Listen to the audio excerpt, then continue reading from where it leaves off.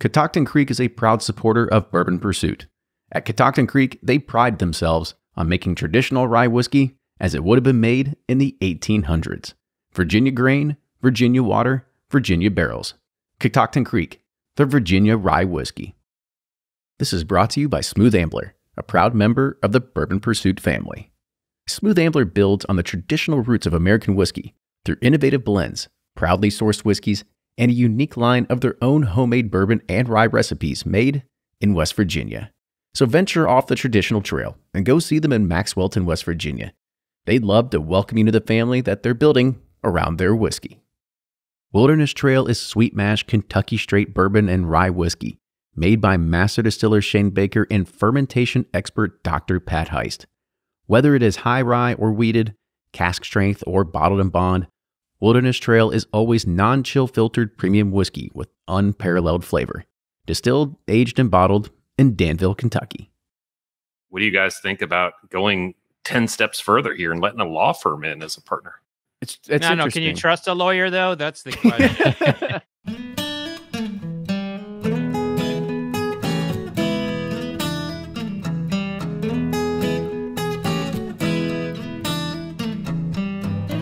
Hey everyone, it's episode 323 of Bourbon Pursuit, the podcast featuring news, reviews, and interviews with people making the bourbon whiskey industry happen. I'm one of your hosts, Kenny Coleman, and before we start today's episode with the 61st Bourbon Community Roundtable, here's your weekly bourbon news update. It is with great sadness that we pass along the news that Steve Thompson, the founder of Kentucky Artisan Distillery, which is the home of Jefferson's Bourbon and a few others, passed away on September 6th of 2021 at the age of 79 years old. Distilling was Steve's life and passion. He was the president at Brown-Forman from 1987 to 1995 and created Hawaii Island Spirits back in 2007. In 2012, he realized his dream in opening his own distillery, Kentucky Artisan Distillery in Westward, Kentucky. The global whiskey market is set to reach $108 billion by 2031. Yep, you heard that right. $108 billion. This study comes from market research firm FactMR, and they said the global whiskey market will increase at a compounded annual growth rate of 6% from 2021 to 2031, meaning whiskey revenues, which reached $60 billion this year, will hit $108 billion in 10 years' time. FactMR said it expects the U.S. to account for 30% of whiskey revenues over the next decade, and that American drinkers have taken a particular interest in the super premium segment, which is confirmed by the Distilled Spirits Council of the United States that said the sales of super premium products accounted for 40% of spirits revenue growth in the U.S. in 2020 alone. The Kentucky Distillers Association has announced that White Dog Trading and Storage in Woodford County is the newest and 45th member of the nonprofit trade group that unites and leads Kentucky's signature bourbon and distilled spirits industry. And we talk about this more on the roundtable, so we'll save that for a little bit later. Westward Whiskey is announcing their launch of their first truly national, direct-to-consumer, brand-owned whiskey club called the Westward Whiskey Club. This was originally launched in 2019, but only available to Oregon residents, but is now available to 30 states across the U.S. And this club gets you access to club-only whiskey releases and club-only events that are led by Westward's team of experts. Members can choose from two different tiers, the Explorer Club and the Cask Club. Each have different price points, and you can enjoy up to 3 bottles per quarter as well. Jimmy Russell has celebrated his 67th anniversary at Wild Turkey. That's a long time to be master distilling, so even if that's a word. Congratulations, Jimmy. Now moving on to some bourbon release news. Brown-Forman has announced the 2021 release of King of Kentucky, and this is the 4th ever release. Here's a bit of brand history. King of Kentucky was established in 1881 as a Kentucky straight bourbon, and Brown-Forman acquired the brand in 1936 from selected Kentucky distillers. By 1940, it was converted into a blended whiskey, and then discontinued in 1968, but was then revived in 2018. These will be released as several single barrels, and 2021 has 33 different barrels that will be available. All of them will be 14 years old. There will be a total of 2,700 bottles, and a majority of that volume will be in Kentucky, but will be limited also to a few quantities in Illinois and Ohio. It will have a retail price of $250. Watershed Distillery is launching its highly anticipated barrel strength bourbon batch 2, and this one is finished in apple brandy casks. Created from some of the last remaining barrels of Watershed Distillery's original 5-grain mash bill of corn, wheat, rye, barley, and spelt, this bourbon was aged for 4 years in Virgin Char No. 4 white oak barrels and then finished for 35 to 45 months in Watershed's own Ohio apple brandy casks. Around 3,060 bottles will be available starting September 18th across Ohio, Atlanta, Chicago, Detroit, Lexington, New York City, and Tampa for a retail price of $90. Luxco's Remus Repeal Reserve Series 5 straight bourbon whiskey from MGP is now available at retailers. This is a limited edition release, and Series 5 is, of course, the 5th edition of this award-winning Remus Repeal Reserve Bourbon Collection. It showcases a medley of 5 bourbons ranging from 2005 to 2008 from distillation times. Made in the distillery's signature high rye style, this medley changes every year, allowing the team to experiment with their various mash bills. And Remus Repeal Reserve 5 is comprised of 9% of 2005 bourbon from the 21% rye mash bill, 5% of 2006 from the 36%, 19% from the 2006 of the 21%. Stick with me, we're still going here. 13% of the 2008 bourbon of the 21%, and 54% of 2008 bourbon of the 36% rye mash bill. Remus Repeal Reserve Series 5 is bottled at 100 proof and will retail for $90. Ducks Unlimited and Lux Row Distillers are announcing the launch of Davies County Double Barrel Bourbon. This isn't the first time that Ducks Unlimited has partnered on a bourbon. They were a part of the Beam decanters back in the 1970s, and thanks Fred Minnick for that little nugget of information he posted on his Facebook feed. The Luxco version will feature Ducks Unlimited brand packaging and a name that is certain to appeal to outdoor enthusiasts and bourbon drinkers alike. Finished in Missouri white oak barrels with toasted heads, Davies County Double Barrel was created by Lux Row master distiller and longtime Ducks Unlimited member John Rempe. Double Barrel features a mash bill that is similar to other Davies County bourbon variants, along with the same 96 proof level. These will be available for purchase in mid-September and will also have a limited supply with a suggested retail price of $50 per bottle. Now for today's roundtable, we've got a lot of great topics. I already mentioned it in the top of the news there that White Dog has joined the KDA, and we talk about what does it mean when brokers join the KDA. We also talk about the power of union strikes, and we wrap it up to figure out who's doing the best at bourbon marketing. But we talked about it so much that we decided we need to come back to it on the next roundtable because there's a lot more to talk about when it comes to bourbon marketing. With that, enjoy today's episode, and now here's Fred Minnick with Above the Char. I'm Fred Minnick, and this is Above the Char. This week's idea comes from Matthew Welge, who writes me on fredminnick.com. With the increase in awareness of sustainability and saving resources, do you ever see a day when a recharred barrel could be used for a second fill and still be considered bourbon or rye? Love everything you're doing and wish you continued success. Cheers. This is going to surprise a lot of people. First of all, Matthew, great question. I love this question, and I thank you for thinking so proactively about sustainability. And I do think it is within my lifetime to see that bourbon no longer goes solely into new charred oak. And it will not be the decision of bourbon distillers. You see, right now we are in the middle of a horrible tragedy all across the West Coast. Forests are burning everywhere. People are having to evacuate their homes. They're losing their property. They're losing everything that they've ever built. And it is just shredding the West Coast. The fire is killing us. It's just absolutely awful. And my heart goes out to anybody who is having to endure this. I'm so sorry.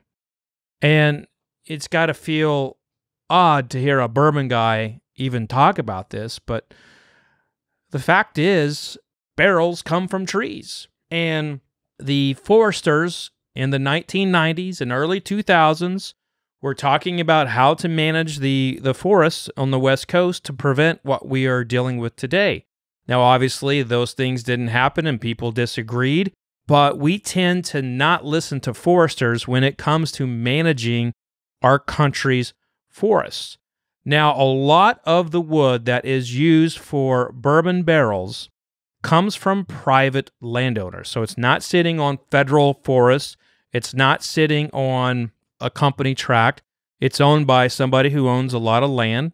And the cooperages will send out foresters to go knock on those people's houses and say, hey, you got a lot of timber over here. Could we harvest it and use it for whatever? And then they'll negotiate on price if they say yes. And that's kind of how it goes. That's how the acquisition of wood goes for finding barrels.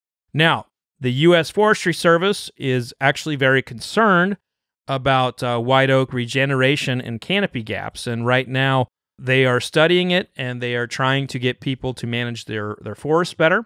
And I want to read you a quote. This is a quote from the USDA Forestry Service scientist Stacy Clark. Quote, "White oak is declining in abundance across the eastern United States," which, by the way, that's where most of the bourbon barrels come from, basically from Missouri to east. And we are concerned that wildlife species and industries around cooperages, distilleries, and flooring will be negatively affected without proactive forest management. We established this study to provide landowners with practical options for maintaining white oak trees in their forest, end quote. So in the 1990s and early 2000s, we saw a lot of foresters and state departments and the Forestry Service talking a lot about how to prevent forest fires and preventing a decay in forests that would lead to fires. And that is a little bit about what the Forestry Service is doing now about white oak. They're looking at white oak and making sure that it's healthy. The Kentucky Distillers Association, the state of Kentucky, everybody who is associated with bourbon and the cooperage industry, they're doing every single thing that they can to preserve the health of the white oak forests. Now, that preservation, that effort is often outside of their control, and you can't dictate to someone whose family has owned a large acreage of land for 100 years, you can't dictate to them how to manage their woods properly. And so the bourbon industry may actually fall victim to the neglect of people across the country with how they manage their wooded areas. So that is the thing. But here is my pushback to anybody who wants to go directly to the used barrels to save the environment. The bourbon barrel is already incredibly sustainable. It is sold off to Scotland or Mexico for tequila. It's used over and over and over and over again until it's cut in half and sold at Lowe's almost 50 years after it was initially used for a bourbon barrel. So it is an incredibly sustainable product because it gets reused all the time. And I would hate to see us enforce a law that would push us to go into a reactive mode just because we're trying to preserve the forest. The forests need to be managed and controlled by those who own it and the foresters around it. If the foresters then say that we need to reduce the amount of lumber that's coming out of these, then we'll react appropriately. But until that time comes, right now they're talking about managing the forest. That's what needs to be done, not changing the laws on barrels. But I do think it's a possibility that day could come in my lifetime. Thank you for that excellent question, Matthew. That's going to do it for this week's Above the Char. Hey, everybody, if you want to be like Matthew and get your Above the Char question read on Bourbon Pursuit, hit me up on fredminnick.com. That's fredminnick.com. Click the contact button and let me know what you want read on air. Until next week, cheers. Bourbon, American whiskey, malt, rum, rye, you name it. Barrel does it all. Find out more at barrelbourbon.com.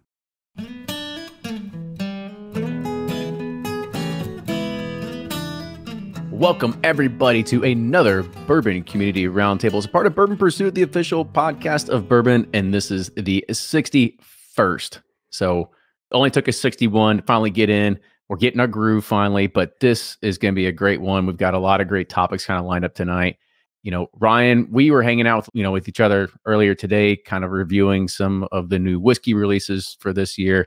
But I think the real thing that we have to talk about is Fred, who this past week spent 12 hours at Rabbit Hole doing an all-nighter watching MASH kind of change. It's like, was it like watching grass grow? Like, tell me about it.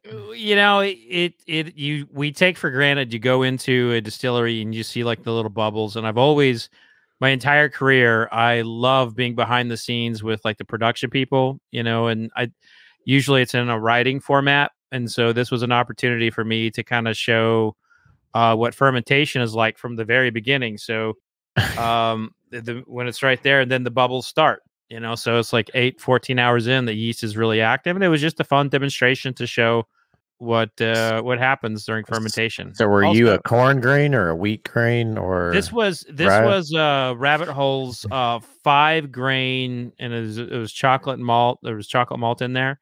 And so it looked like malto mill. And when I stuck my hand in there, it was unlike any mash I'd ever touched before. And that there was a lot of particles. And so all of these grains that they have in this, for this mash bill, it's really, really thick. And so when they go to do the test, you know, it's like, you know, there's that much in the beaker, there's that much solid, and the rest is liquid. So I imagine that particular fermentation doesn't yield a lot of liquid because there's so much mass to it.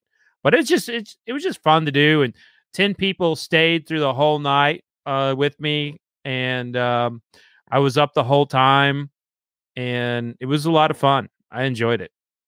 I remember sleep. Yeah, I was about to say, you need to sleep because I remember you showed a picture of a cot. Yeah, my whole intention was to sleep, but I couldn't sleep. Just too exciting. Yeah, it was just watching the bubbles. Just it's just too much fun.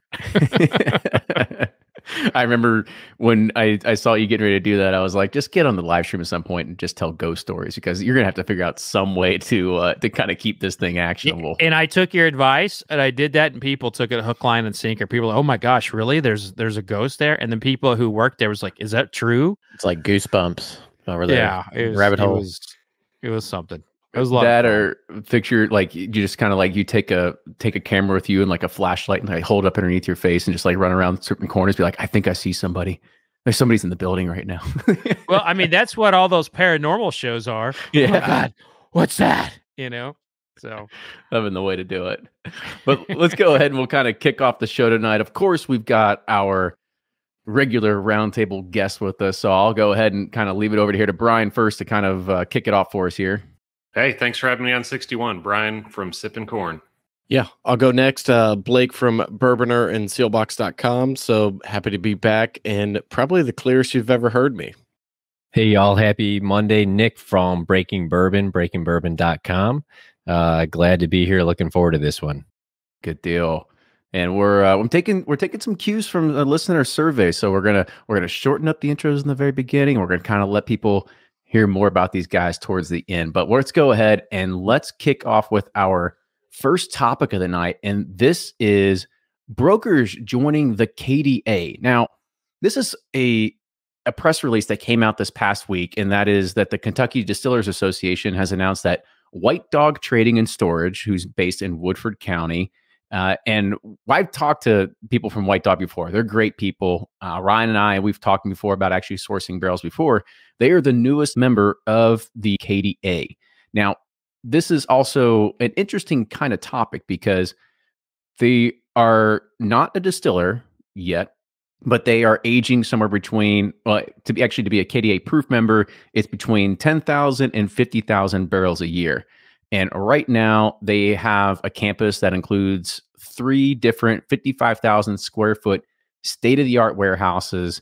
They will be building or bringing on a distillery at some point, and they're also going to have things to be able to have tourist activities. They're going to have event spaces, corporate off spaces, and stuff like that. Now, I think this is very interesting. I actually talked to one of the co-founders, Mark Harris, earlier on the phone today to kind of learn more about it, because I didn't want to come on here and kind of spew some false information. But I thought this was a very interesting way to kind of look at this, as saying, like, this is the first broker that's now a part of the KDA and potentially being a part of the Bourbon Trail. So kind of give some thoughts on like what could this open up to in regards of, either more coming in, or what does this mean for other brands? Like, kind of tell me some thoughts. What do you all feel here? Remind me, what does the D in KDA stand for? The Kentucky Distillers Association. Thank you for bringing that part up. Being facetious aside, it is kind of strange, but it's kind of like I would get why they would want to be members, and I would get why KDA would want them in there. The more it's, rising tides raises all ships kind of a deal. And if they have somebody like them in there that's a broker, that's active, that could ultimately be an interesting stop for tourists. Yeah, I get that, but I'm kind of with you, Kenny. It is a little funny that now we're bringing brokers in, and it's kind of like, who does that open it up to next? Because, a lot of these other brands that, maybe they just have a warehouse in Kentucky, or what if they're a bigger brand, but they store their barrels at multiple warehouses and have a small tasting room? I guess what's the ultimate goal of the KDA? And if it's just to spread bourbon as far as possible, I get that, why you need more members, but I don't know. It's interesting to say the least. Let's be very clear. This company does have a DSP, so they have a permit to distill. They're not actively distilling. There have been rectifiers try to become KDA members, and the KDA has turned them down. That has been very recent that's happened. And, the KDA doesn't exactly open up their archives to me to like analyze some of their past members from like 1888 and so forth. But the earliest I've been able to track their membership in terms of like an official document was the 1940s. And there were a couple in there that would be kind of like along the lines of like the Van Winkles, so they would basically rent still time, that sort of thing. So, I don't know how much their bylaws have changed over the years, but I know that there have been rectifiers trying to get into the KDA, and they've been blocked. And I don't know if they took this on as like, oh, hey, we're going to start taking on brokers. I don't think that's the case. I mean, I talked to the KDA about this too, and they were under the impression that, distillation was going to be coming down very soon, and they had a whole plan and everything. So I would surmise that if they don't hold up to their DSP, they'll probably won't remain members. That's just my thought. Why let them in the first place if you weren't planning on opening it up? Well, because they have a DSP, so they have a DSP and a plan to distill. Like if Ryan and Kenny, for the Pursuit series wanted to like get a DSP in Kentucky and have plans to distill, they would be within their rights to go and apply and become a member. That was basically it. And, and also it's like, it's political capital to be a member of the KDA. And the only like substantial distillery that's not a member of the KDA is Buffalo Trace, and they don't need that. They got their own thing going. But the KDA is political capital. One phone call, they can get in the room with a governor or the Senate Majority Leader, or have a meeting with the Vice President. So there's incredible power with that organization. So anybody who is in the business would definitely want to be a part of it if they had that opportunity. And so I think Mark and, they're making a strategic move, but they are legitimately a broker. They're not distilling right now. They may have a DSP, maybe the KDA should have waited a little bit. I mean, that I could see that discussion, but I think this is all about whatever they said to them in their application. I also do want to clarify that to get a DSP, you don't actually have to be a distillery. You can apply for some things and you can make it look like a distillery. You could just look like you're a bottling facility. You could look like you're a warehouse. That doesn't mean you actually have to distill. So getting a DSP in that particular license also ultimately just means you have to have some sort of distilled spirits at some location doing something. So I think there's a little bit of that kind of clarity to bring about it too. But the thing about this is, but you talked to them earlier, and they are planning to distill. Yes, I did. I did talk to Mark a little bit earlier just to kind of get some clarity. They do have a Vendome copper pot still right now. However, they're not going to put that into production. They are planning to get a large 24-inch Vendome column still and then use the copper pot still as a doubler. Now, granted, there's probably a lot more things to figure out in the middle there to make this an operational thing. But those were some of the plans that they did have. But they do say that they have 3 different 55,000 square foot facilities. And I can give you some details a bit later if you all want to get into it. But the way that it sounded is that basically they have explosion-proof warehouses that really nobody else has. So it's interesting to kind of see what they're doing. But I don't really want that to take away from the conversation. I kind of want to bring it back to the fact that, we're seeing a new type of business getting into the KDA, and it's not necessarily the traditional route that we typically would think of. Yeah. Let me take it a step further, though. There's partner members for the KDA too. So you've got a CPA firm, you've got 2 law firms, you've got a construction company that builds warehouses. You've got all these people who are partner members, which will never have a DSP ever in their life, never distill. So I look at White Dog, who's totally legit on the brokering and storage side, major player. They're doing what the KDA members do. What do you guys think about going 10 steps further here and letting a law firm in as a partner? It's no. Can you trust a lawyer though? That's the question. I've got my nomination. Yeah, I've Only got my a few. nomination for the first one to be. I like the to be CPAs. let You in. can do the CPAs. Yeah, you know what we're all signing up for tomorrow, right? I think I looked at that list too, Brian. I think UPS is even on there as well, which, Yeah, they are. and to some regard, great if UPS can help grease the skids of getting the movement of bourbon out to people in the world. That's great. I think it's an alliance of people that are promoting Kentucky's bourbon, helping one another do that. If you're throwing money at an association that is going to help promote that, to some extent, it's kind of a, whose money wouldn't you take type of a thing. I don't really see where it hurts anybody to have them join. I guess I would ask you guys that. Do you feel that degrades the distillers that are there?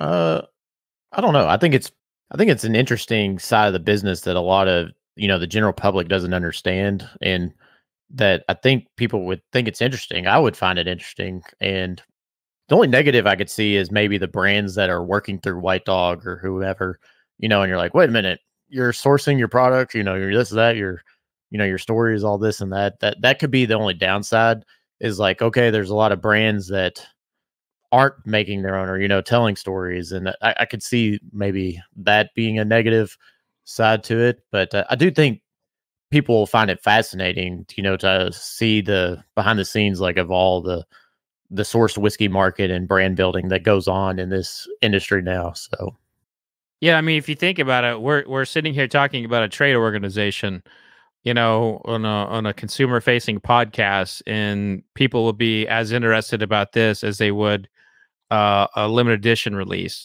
because that's where this is. And the KDA, for a lack of better comparison, is the equivalent of the National Football League overseeing, the NFL.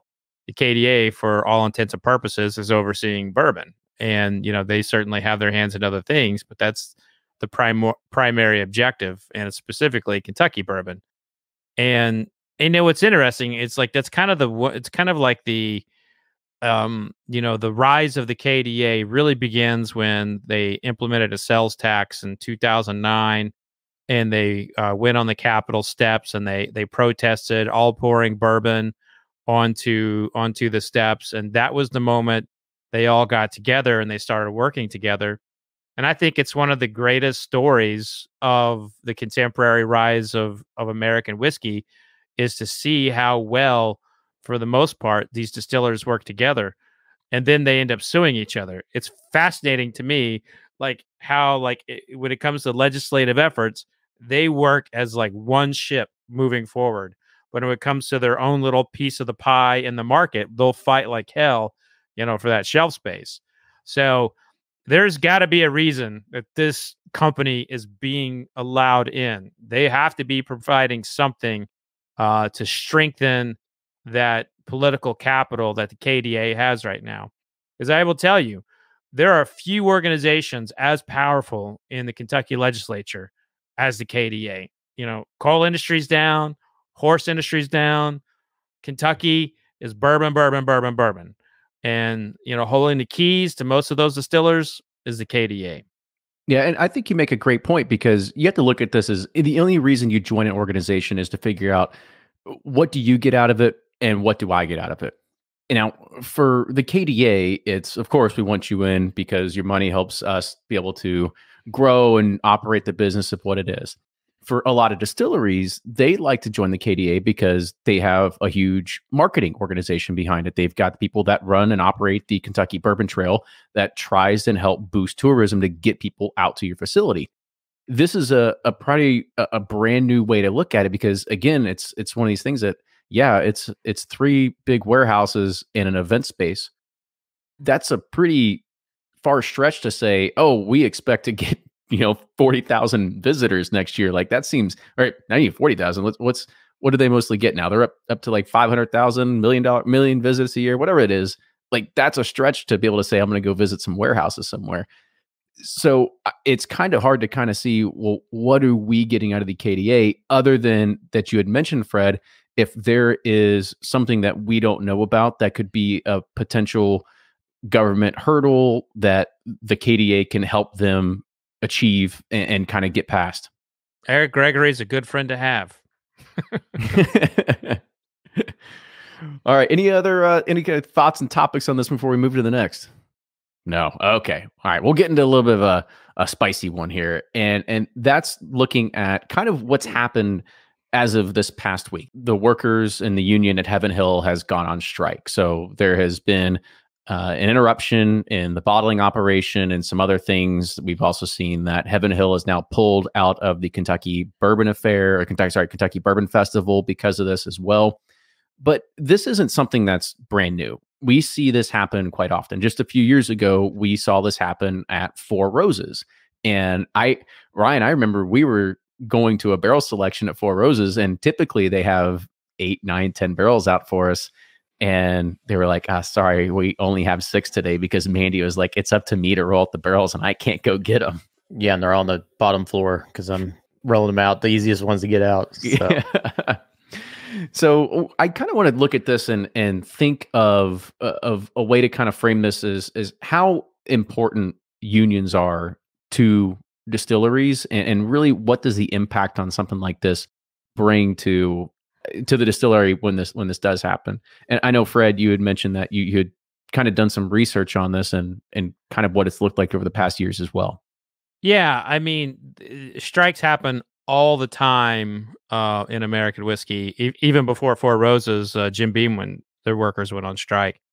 And usually what happens is they try to recruit the other distilleries to go on strike. So, we talk about like the KDA being kind of like a little glue in the industry. The most of these are all in very similar or the same unions. Maker's Mark is the only large distillery that's not unionized. The smaller ones, like Michter's and like Rabbit Hole, they're not union. But back in the 30s and 40s, I mean, these strikes were really bloody. In Peoria and Peking, Illinois, they had to bring in the National Guard. People went to the hospital. It was really, really bad. In Stitzel-Weller, they basically worked within the distribution chain and got distributors to keep from buying product. And there are a lot of people who believe that the strikes at Stitzel-Weller are what put Pappy Van Winkle in the grave, because he died, not too long after some of those strikes. And there would be full page ads about the strike happening and getting people to not buy their product and what have you. And there is no doubt that the skill of a bourbon whiskey worker is far greater than the skill of a regular manual labor. You bring someone in to roll barrels, and you're probably going to lose a thumb a week. I mean, it requires incredible amounts of skill to roll a barrel. And these things come up all the time. They come up all the time. And, labor labor peace is very important for bourbon. It's very, very important. It's very important for every industry. And I know that it's never fun to see it happen, but I always like to point out that it's a very common thing, and these usually work out very peacefully. Everyone usually ends up very happy at the end. Four Roses, Jim Beam, those are two important recent case studies of them ending peacefully. So historically, they happen, and they try to recruit other distilleries. I was having this conversation with my dad yesterday because, as you all know, I'm from Bardstown, so I have a lot of people that have been impacted. But no, it's interesting because like you take Ford or GM, or for example, they have big unions, great unions, but they've subcontract a lot of parts and manufacturing to out of the country and other parts to get cheaper labor, and now they're only assembling the trucks is what the unions do.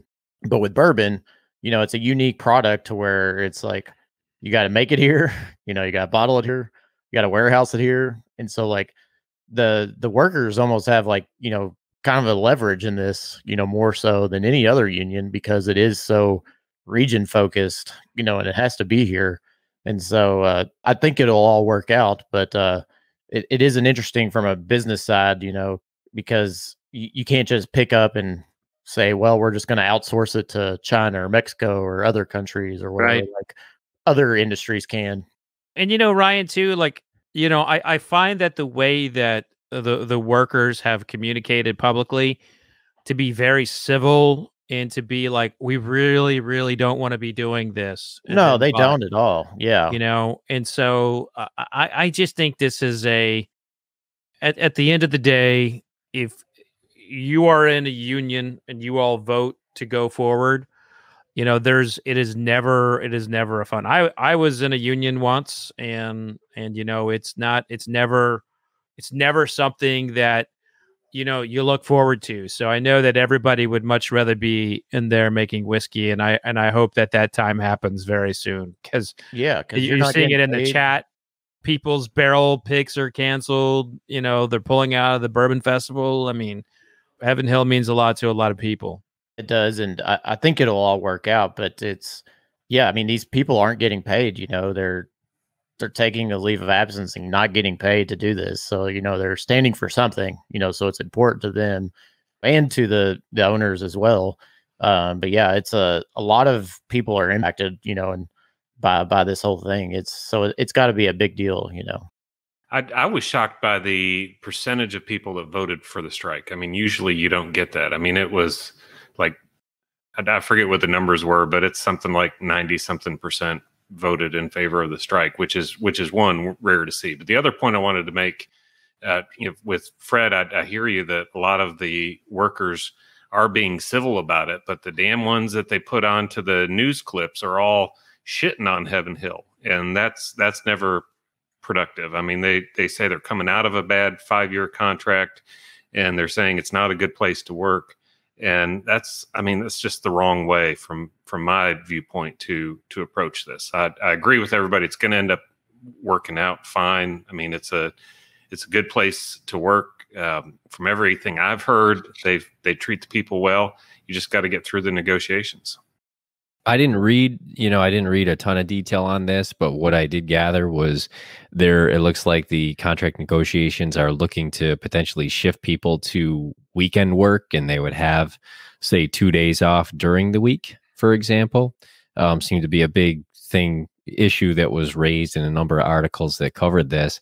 Just from the standpoint of certainly not knowing all behind it, not reading the contract and so forth, you do have to look at it to some extent and say, hey, the bourbon is having its heyday here. To some extent, that should filter down. That should find its way down to the employees in some way, shape, or form. So not knowing what that contract looks like, I would like to think that whatever it is a step up from whatever the contract was before. You'd like to think that there's some sharing in this success that right now the bourbon industry is enjoying, maybe to its greatest extent ever. Yeah, I think that's a good point. Like they see the success of bourbon and you automatically assume that, oh, you're making all this money as an employee, but you don't always know on the other hand, they're investing a lot in infrastructure. So it's a negotiation. I don't think there's anything wrong with that. And I don't think it's, just bourbon who's going through this. We've seen it in all kinds of other companies. So, at the end of the day, you just hope they work it out. You hope the employees get a reasonable, fair compensation. That they get to take credit and to kind of, at least share in some of the success that bourbon's having right now. I think that's fair. But ultimately, I'm sure they want to be working. Nobody wants to just sit out without a paycheck to try to negotiate. So hopefully it's resolved quickly. Yeah, it's tough for both parties because you got, as a worker, you're like, well, you're seeing all this, success and whatever, and you want to trickle down or whatever. And then as an owner, you're like, gosh, we can't even tap into like a tiny bit of the demand right now. And we're trying to like push and trying to take advantage of it now because you never know when it's could drop down or, they've been through 2 or 3 gluts at Heaven Hill. I was reading Steve Coombs' article in the Kentucky Bourbon Festival program, and Mike Shapiro's been through 2 gluts there, where bourbons just went to the shitter, and they sat on stuff. And it's, there's always both sides of the story, and hopefully they can make it a win-win situation. But yeah, it's tough. Well, I know that it just, the process can't happen without happy workers, and I just hope gets resolved. I just hope it gets resolved peacefully. Max is not one to back down from a negotiation, so I hope that this is a short strike for everybody, and it won't be the last. And the long-term impact could be great too, because there's already issues, from supply chain, with delays on bottlings and being able to release stuff with glass and labels and everything. And then now you throw this on top of it, and it's like, I know everybody was stressed just from that side, and now you throw this where they're not even putting stuff out for, that hopefully it doesn't last too long, because then you're like, how do you catch up from that, And look, this happens in France. It happens everywhere. And so it's just going to be whatever happens here and however long it happens, Heaven Hill will catch up. Historically, strikes are only successful, for as long as the workers can hold out. Like, and that's the big one there, is like the inner workings of the strike, the union itself, like how together are they? And coming in at 96th percentile on a vote, holy crap. That is people wanting change. And again, I just hope everything gets worked out peacefully. I mean, that's best I can say. And just to add that this is it's another historic moment in bourbon that will go in the history books. For sure. It's a good way to put it. And I think we've all kind of put a good commentary on that. But I want to kind of switch gears a little bit, maybe something a little more lighthearted. And when we think about what bourbon has become in the past few years, or actually maybe bourbon in, I don't know, all of its history, is that everything boils down to marketing. And I kind of want to talk about, who do we think is doing the best marketing today? Spirits of French Lick exploded onto the distilling scene early in 2016 as Indiana's largest double pot still distillery. They employ old world sentiment with new world attitudes, delivering the finest handcrafted bottle and bond bourbons to an audience eager for an alternative to the big guys. And their distiller, Alan Bishop, uses historic Hoosier yeast strains, alternative grains, and 53-gallon No. 2 char barrels to bring you spirits with unparalleled quality and depth of flavor. You can find all Spirits of French Lick's products and new releases on sealbox.com. But don't just take Fred Minnick's word for it. Find out for yourself. Check out spiritsoffrenchlick.com and follow them on Instagram, Facebook, and Twitter. And remember, always drink responsibly. Savor every drop of summer at Total Wine & More, because they've got a sizzling lineup of pours for the great outdoors.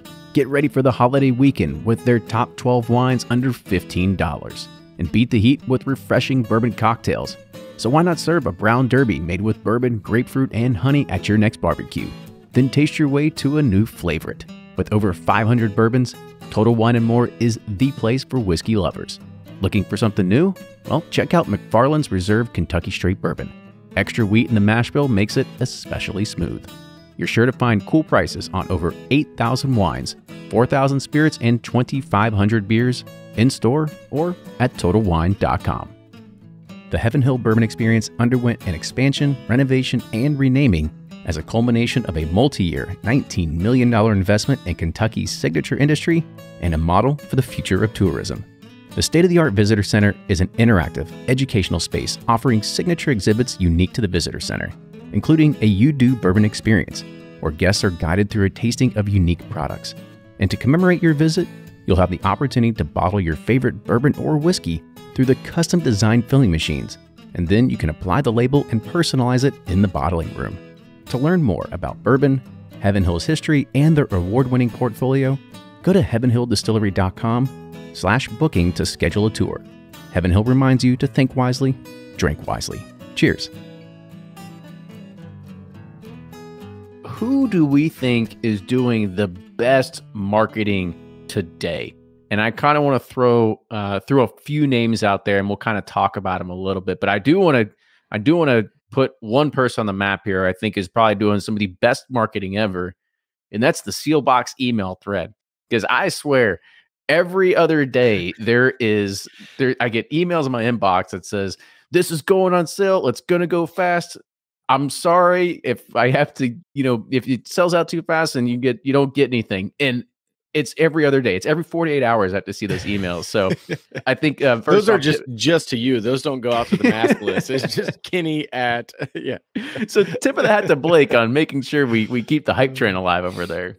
But Blake, I'll kind of put it to you first. I mean, you actually see this a lot from different, craft distillers that are trying to make a name for themselves, and you kind of get an early inside view and hook into what they're doing. Do you see anybody that's doing anything like super interesting or different today than, say, traditional or heritage distilleries on how they're doing? Yeah. So the reason for those emails are because I don't want the hate afterwards of like, well, this is ridiculous. I didn't get a bottle. I can at least say like, I warned you 24 hours in advance how this was going to go and to be ready. So that's, kind of curbing my own inbox if I can. But there's a few I think are doing incredible jobs. Obviously we get a ton of inquiries for Pursuit Spirits. One, because you're online. I think that's the biggest part that some of the big brands aren't doing as well. So you forgot also that Ryan is like super good looking, and that helps, makes up for a big part of it. See my receding hairline. That shirtless calendar he did definitely brought in some customers. Yes, he's Mr. June. But no, so some others. I think Blue Run is doing a great job. I think the biggest compliment they got, I saw somebody talking about like, oh, why do I see everybody talking about this? I don't know if it's even that good. I'm like, that's kind of what you want. Like, you want people talking about it. You want people who are upset that they can't get it. You don't want everyone upset about it, but it's a fine line. I think Pappy Van Winkle, his famous quote was, I want to make one less bottle than I have customers to buy. So you always want a little bit of that hanging around. So I think the big thing is social media that a lot of people don't take advantage of. So Blue Run, Smoke Wagon, Bardstown Bourbon Company, at least from my perspective on Sealbox, are just crushing the Instagram game right now. Instagram, Facebook groups, they're constantly on lives, tastings, getting bottles to influencers who take pictures and then do their own reviews and tastings. And that's what I see working. You've seen Bardstown Bourbon Company put a very concerted effort to their, what do they call the spirits taster that they're doing? It's like they win $20,000. Yeah, they're basically they're bourbon aficionado of the year, world's best taster. That's they got the mobile bourbon bar. Yeah. They take. I mean, I use them as an example of, I was buying them. I was their first retailer outside of Kentucky, and I would buy 20 cases of Discovery and 20 cases of Fusion at a time, and I'd sell through it maybe 45, maybe 60 days. Now if I have 20 cases of Discovery, like, it's gone. Like, people have caught on. It's you got to have a mix. You got to have a great product, but I think a lot of brands are just missing that connection with the customer to be like personable, relatable, and in their Instagram feed. So that's some of my examples. So you think Instagram is by far the biggest driver so far? Yeah. I mean, I think Blue Run has just crushed it on Instagram. That they reply to every comment, they reply to every DM. You can talk with, the CEO. He writes handwritten letters to customers that purchase bottles. I think all that stuff just goes a long way. I've never gotten anything from Buffalo Trace. I've never gotten anything from my local retailer, but to have a brand that seems like, they're a bigger brand, and then they have that personal touch on top of it. I think that's huge for consumers these days who are looking for something different. Nick, what do you think, man? Yeah, I was gonna add to that, because you asked the question, who is the best marketing? I think of, I guess, what do I like that somebody's doing versus what's, I guess, effective for them that I may not particularly like. And so, who comes to mind, is Buffalo Trace. I don't like that there's a scarcity with the products, or at least a perceived scarcity with the products. But I think it's very, very, very effective for them. I know locally retailers don't even put a lot of their products on the shelves. Instead, they whisper in your ear that they have it. And so that makes the scarcity feel even more, it's more present, it's more in your face. And what Blake's talking about, to some extent, you do have some of these new brands who are connecting with their audience. They're connecting with bourbon enthusiasts in particular, and they have somewhat of that scarcity, and to some extent that is something you need. I think there's a feeling when something is on every shelf everywhere and you can always find it, that it may not be that good. And especially if you're a new brand and you don't have a lot of production and you're trying to reach an audience and engage an audience, I think sometimes you want to touch some of that scarcity. You want to follow a little bit of that playbook from Buffalo Trace, but at the same time, I think you also want to win over the enthusiasts, who a lot of times are some of the most vocal people. Maybe that only makes up 5% of the market. Maybe initially it's a bigger portion of your market. But I think speaking to those enthusiasts, like some of these brands do, I know the guys from Penelope talk to everybody. We talk with them all the time. They're talking, getting information back from everybody they work with. They want to learn as much as they want to teach. And I think a lot of brands are like that. Joe Beatrice, Barrel Bourbon, very much like that from the beginning. He listened to what people said and learned from it. And he's not afraid to share information. So I think those brands that do connect are the ones that are going to have the long-term success, even when bourbon maybe bursts in its bubble, for example. So I think it's going to go a long way to connect with those people now. I do want to hit on one thing you said there about Sazerac. And I think that one thing that might be a great misconception is that you will see that Buffalo Trace spends almost no money on marketing. Like, the only thing that they've done is now they sponsor Joe Rogan podcast. But the other thing that they do is it's so like pinpointed. They do a very good job of doing it on such a low budget. And they do their weekly lives. See Good on our chat said that they really enjoy their weekly lives. And if you look what they've been doing, I think that was actually part of the pandemic is when they started doing that, because I think a lot of distilleries started realizing that they don't need whiskey media as much as maybe they need to. Like, they can do some of this stuff on their own. They can do these Facebook lives. They can do all this sort of stuff. And they were really the first ones to kind of jump on it. And when you see a weekly live come on from Buffalo Trace, and shout out to Tim Jones, he does an awesome job. He's really the man behind the scenes there that set all that up. And you see Joshua Steele, you see Harlan Wheatley, you see Freddie Johnson on those weekly lives. I mean, they've got, God, upwards of 2,000 people watching it at one point. Like, talk about some brand connection there with very little budget or anything kind of going into it. So, hats off to them for being able to do that. Yeah, I think that's a great way to connect with people, because Harlan, I mean, man, the guy's got so much experience. It's incredible to hear him talk about it, and just how much stuff has changed. And I mean, I find myself tuning in because you do learn something, and those are always really fun to watch. I wish more distillers would do that kind of stuff with the master distiller. I think that's where Wilderness Trail comes in. I mean, Harlan's kind of dry for me, but that's why I like Wilderness Trail. I mean, you got it excitable and exciting guys, and you've got the marketing aspect of doing the Who doesn't love a little bit of Pat Heist, right? exactly. I mean, you can't get enough of Pat Heist. But you go there and they've got the barbecue stuff, and they've got bands, and there's other distilleries that are trying that angle on marketing too. And I guess you got to get something to get you out to the distillery. But I think they've done a really good job of getting people out there. They've got a good social media presence, and I totally echo what Blake was saying about that. It's important to have that, and they've got that both through their primary site and through their brand ambassadors. I think they've done a really good job at that. Man, I don't know how everyone has win except for Ryan, and not mention Brown-Forman. I mean, Brown-Forman, for God's sake, Jack Daniels, their marketing, goes back to the 50s, planting bottles of Jack in Frank Sinatra's, dressing room, to like being on the cover of Appetite for Destruction for Guns N' Roses. And then Woodford Reserve owns the Derby. I was about to say, I was like, you see them at the Derby everywhere. I mean, they own it. So like they have a traditional like event spend that pays off, so that's like one that's really, really powerful.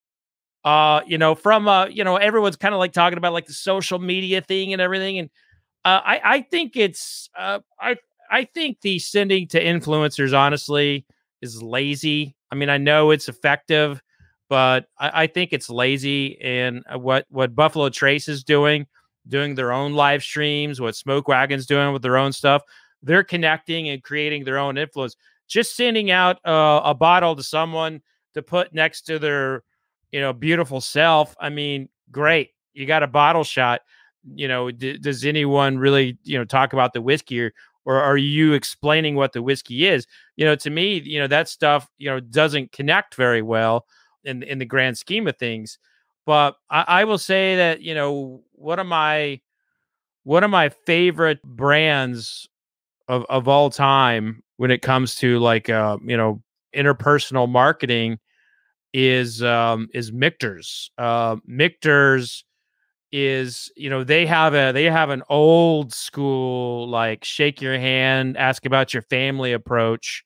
And, that gets them on the sets of major TV shows like Billions. Like they're not paying for that. That's through like friendly connections. So you have like a lot of different techniques, but at the end of the day, I think the most effective way to get your bourbon in front of someone is through conversation, either through social media or interpersonal activity, and always through music. I think music is a great conduit to getting to people. And let's not forget people that sponsor podcasts. By far the best money ever spent. That's the quickest way to keep get it coming. to Keep it coming. the bourbon Boom. audience. Yeah. No, I think that was good. Honestly, I think we should probably come back to this for a longer conversation, because there's so many brands out there that are doing things differently. And we can, there's people that are talking about, talk about Bo from Wild Turkey and how what he's doing on the social media side. You have people that really like Bullet, that are just people that are loyal to the company and to the brand. And we think of things like Uncle Nearest. Like when I think of Uncle Nearest, there's a lot of stuff that is just really relying upon their awards. I mean, the only thing I see on their feeds is like, oh, we just got another award for something else. Like it's just one of those things. I mean, Uncle Nearest created a culture. I don't even think of them as a whiskey. I think of them as a culture. They really changed the game in so many ways. Or how about a brand that does zero marketing and has all the demand in the world? Not Sazerac, but Willet. Willet. Yeah. Very True. true. Fair point, Ryan. But I think he was smart to get it in certain people's hands. Oh yeah, and now you go and they got this beautiful restaurant, great food. It's probably one of the better restaurants in the state. I think Willet's just, their marketing has always been their whiskey, Yeah. And Evan was so like passionate about saving so many barrels, keeping those barrels alive and getting them out into circulation. Their whiskey was their marketing. And at the end of the day, that is the most powerful marketing tool you can possibly have. There's a lot of great people getting into whiskey right now, and they're all trying to get the right barrels and connect with the right people. But there's only so much you can do if your whiskey's not good. And that's what's interesting about, I mean, just going through the examples we went through here, and honestly, guys, you guys could probably cover one distillery per show, and just their marketing.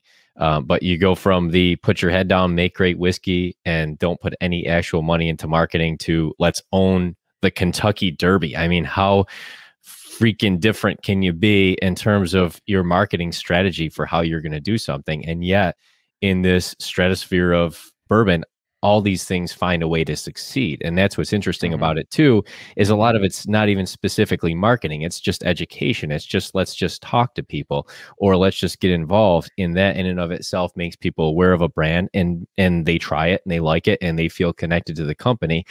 And that works. And that's not something that works in, you buy a cell phone, you don't really care if you feel that connected to the company per se. You just want the cell phone that's the fastest and has the best screen, or whatever the case might be. That's what's interesting about bourbon. And I've heard it. I know it's been comments in the chat in the past. I remember somebody saying once, that there's a lot of talk about marketing sometimes. That's true. And I think a lot of that is because marketing is what it engages people in the first place in being interested in a brand. Because if you don't have interest to start, you're probably not going to try it. And so that's why the marketing is very important, because there's so many brands competing for the attention that you've got to get somebody's attention some way, shape, or form, or you'll never succeed. Yeah. Yeah. All right. We're coming back to this topic next roundtable. I'm already putting it up. It's going to be the first topic that we can come back to, because I think there's a lot more to unpack here. Marketing roundtable. Let's talk about what marketing backfires. I mean, there's a lot of marketing that I don't like. So make a note of that, Kenny. Note taken. Just wrote it down just for you. Sweet. That's what we're doing 4 weeks from now. So I want to say, guys, thank you so much for coming on tonight. And before we kind of sign off, of course, Kenny, Ryan, and Fred here from Bourbon Pursuit. Make sure you follow us wherever you get your podcasts and all your socials. But I will hand it over to Brian first to kind of round this out for us. All right. Thanks again for having me. It's always fun. Brian with Sippin' Corn. You can find me on all the socials at Sippin' Corn, or online at Bourbon Justice. This has been a fun one. And I want to get, I do look forward to talking about marketing again. It's a good one. For sure. And Blake. Yeah, I'm Blake from Bourboner and Sealbox.com. Always fun. Kind of with Brian, I'm excited to get back to the marketing topic. It seems like I read recently in a book, it's like the opposite of right is sometimes also right. And that really is true in the bourbon world. Like sometimes you just have a great product and you let it sit there, and sometimes you just, go full blast, and that works out as well. But thanks for having me, guys. Looking forward to number 62 coming up. And Kenny was kind enough to plan out my next 6 months of roundtables. So thank you for my calendar. Yeah. Yeah. I try to make sure everybody's cleared their calendars. I don't need any kind of like random surprises of like, wait, it's when? It's what? I can't make it. No, I canceled my anniversary trip just because, hey, Kenny put it on my calendar. Sorry, we're not going. Aruba can wait. All right, Nick. Hey, Nick with Breaking Bourbon, or as someone referred to me in the chat, Smooth Velvet. So I think that's going to be my my new name here. But anyways, Breaking Bourbon, breakingbourbon.com. Check us out on all the socials at Breaking Bourbon. Watch for reviews every day of the week. Watch for updates coming soon. Release calendar. A lot of fall releases going to be hitting here September, October, November, December. These are the big months for new stuff coming to market. So we try to update that a lot.